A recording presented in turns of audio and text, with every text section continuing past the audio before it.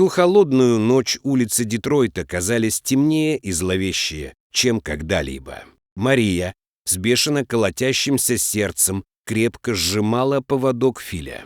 Внушительное присутствие ее немецкой овчарки было единственным источником утешения среди пугающих просторов города. Филь был необычным псом, его прошлое полицейского в отставке придавало ему ауру авторитета и таинственности. Тусклый свет фонарей едва освещал их путь, отбрасывая длинные искаженные тени, которые сливались с темнотой, превращая каждый угол в потенциальное укрытие для неожиданных опасностей. Мария чувствовала, как каждый удар ее сердца эхом отдается в ушах, напряженной симфонией сопровождая ее торопливые шаги, пока они приближались к банкомату, чтобы снять деньги. Из темноты появилась фигура, угрожающе преградившая им путь. Мужчина, высокий, с пронзительным взглядом, устремил его на Марию, безмолвно сообщая о неминуемой опасности. Мария с трудом сглотнула,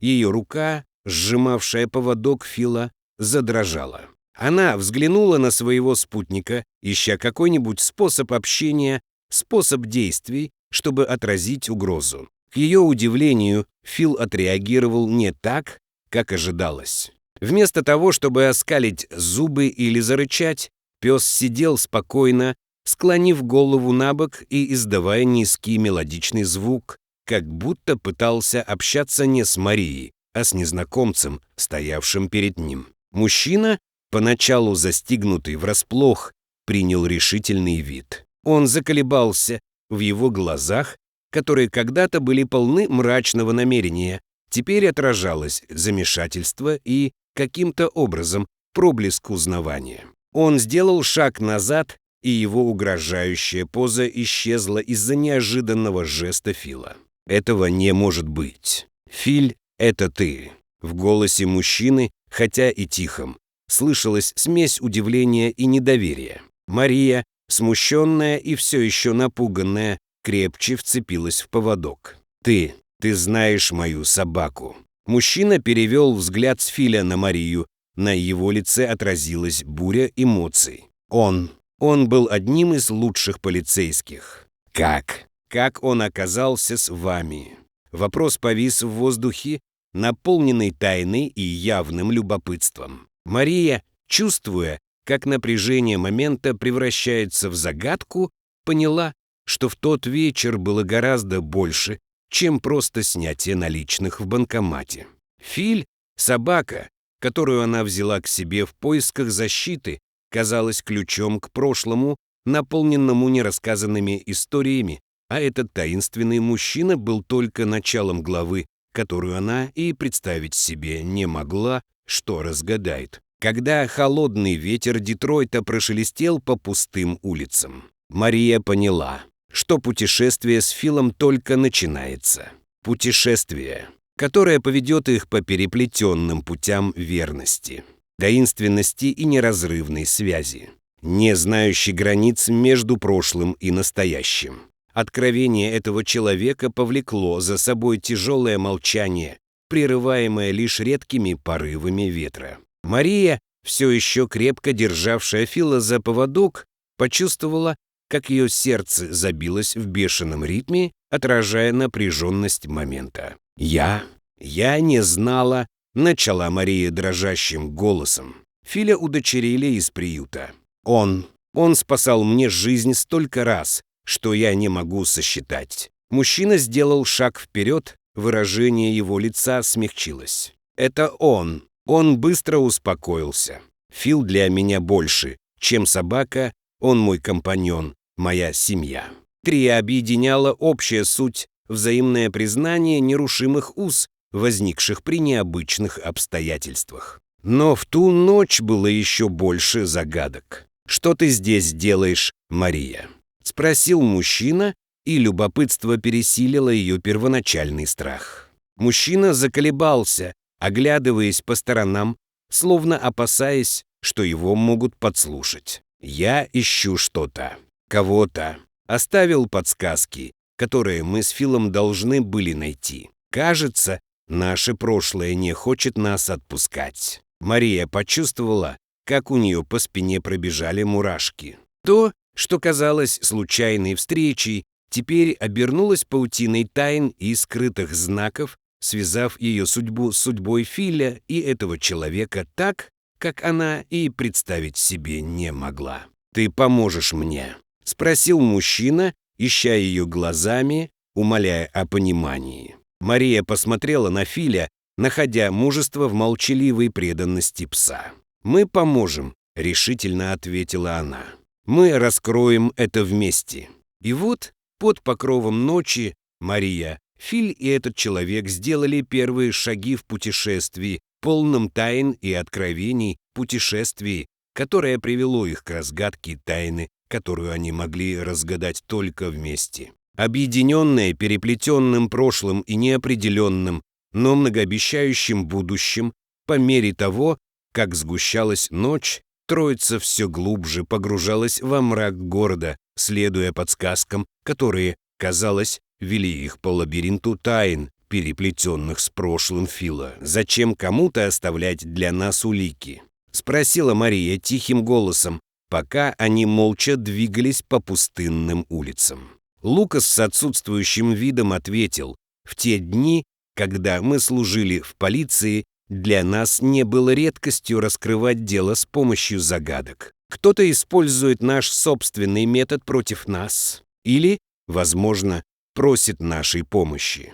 Филь с его обостренными чувствами, казалось, понимал серьезность их миссии. Он шел впереди, время от времени останавливаясь, чтобы понюхать воздух или рассмотреть какой-нибудь на первый взгляд незначительный предмет, который оказался еще одним кусочком головоломки, которую они пытались сложить воедино. В один из таких моментов Филь остановился перед стеной, покрытой граффити, на которой выделялся определенный символ. Лукас подошел, изучая рисунок. «Это был наш код, сигнал, который мы использовали, чтобы показать, что мы на правильном пути», — объяснил Лукас. Мария зачарованно наблюдала, как связь между Лукасом и Филом проявляется не только в их общей истории, но и в их способности общаться без слов, глубоком понимании, которое выходит за рамки человеческого языка. А что, если это ловушка?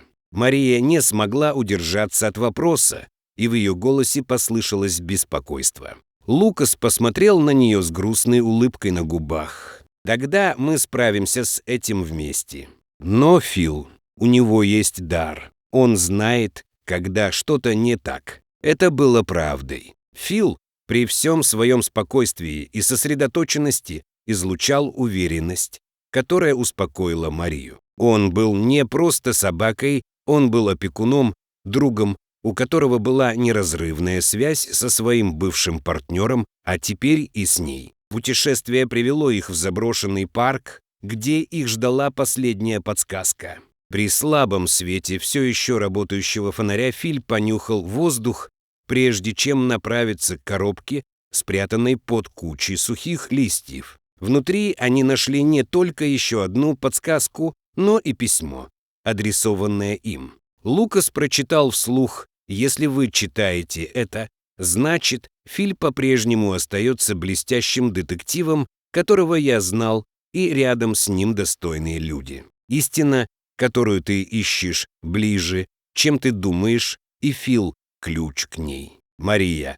Лукас и Фил обменялись взглядами, и их осенило. Цель поиска заключалась не только в том, чтобы разгадать старую тайну, но и в том, чтобы раскрыть истинную суть их связи, путешествия, которое по-новому определит значение семьи, верности и безусловной любви. И вот, под покровительством звезд, Мария, Лукас и Филь, объединенные общей целью, приготовились раскрыть последнюю главу истории, которая свела их вместе, истории о мужестве, доверии и дружбе, которая преодолела все трудности. Истина, раскрытая в последней подсказке, привела Марию, Лукаса и Фила в маленький сиротский приют на окраине города, место, которое, несмотря ни на что, Фил хорошо знал. Именно там все подсказки привели их к нераскрытому делу, которое Лукас и Фил оставили позади. Лукас сдавленным голосом рассказал историю о пропавшем ребенке, о деле, которое преследовало его в последние дни службы в полиции. «Мы так и не узнали, что с ней случилось», — признался он. Но Фил, он никогда не забывал. Мария наблюдала за Филом, чье спокойное поведение контрастировало с серьезностью ситуации. Собака, на удивление, легко передвигалась по приюту и в конце концов привела их в забытую комнату, где они узнали не только правду о пропавшем ребенке, но и о сообществе, которое сформировалось вокруг поиска справедливости и надежды. Ребенок, отнюдь не потерявшийся, нашел убежище среди местных жителей, свидетельство силы сообщества и стойкости перед лицом отчаяния. Филь в своей молчаливой мудрости привел Марию и Лукаса не только к разгадке тайны, но и к пониманию того, что некоторые поиски приводят к более глубоким открытиям о том, что значит принадлежать и любить. Истинная ценность сообщества измеряется не отсутствием конфликтов, а тем, как мы вместе встречаем невзгоды, размышляла Мария, и эти слова эхом отдавались в сердцах всех присутствующих. Урок, который они извлекли из той ночи, заключался не только в раскрытии старого дела, но и в силе стойкости, сострадания и неразрывной связи, которые могут возникнуть в самых неожиданных обстоятельствах. История Марии, Лукаса и Филя, переплетенная с судьбой сообщества, объединенного надеждой, достигла кульминации под ночным небом Детройта.